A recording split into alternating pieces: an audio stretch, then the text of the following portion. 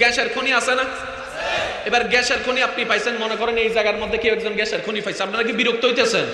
এগুলো বলার দরকার আছে না নাই? বোঝার দরকার আছে না নাই? কারণ আমরা নিজেরা গুনাহগার হতে পারি, অযোগ্য হতে পারি, কিন্তু জানের চাইতে বেশি আল্লাহকে ভালোবাসি। কথা বলেন ঠিক কি না?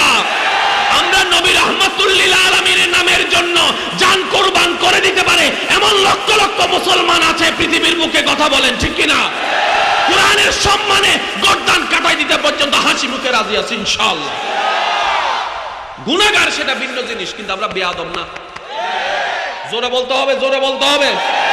ইমানদার ভাই, একটু মনে করেন 1 লাখ টাকা জায়গা হয়ে যাবে 10 কোটি টাকা।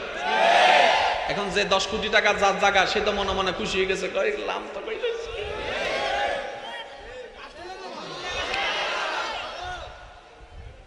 শুনেন, এবার এটা তোলার জন্য মেশিন লাগবে না? আমগো দেশে সেই মেশিন আনা লাগবে কোন জায়গার থেকে? এবার তারা যখন ফোন দিছে, তাই কয় মেশিন দিমো এক শর্তে। সেটা কি? কয় আমারে 100 ভাগের মধ্যে 80 ভাগ আমারে দিয়ে দেওয়া লাগবে।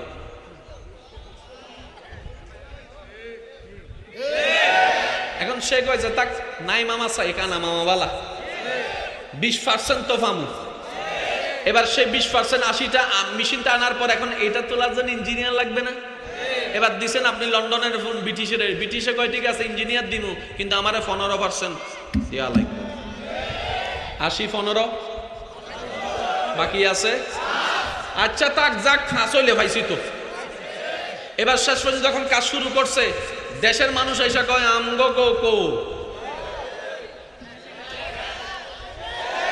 তাহলে স্বর্ণ থাকলে হবে না, তোলার মতো মেশিন লাগবে। মেশিন আবিষ্কার করার জন্য ব্রেইন লাগবে, সময় লাগবে।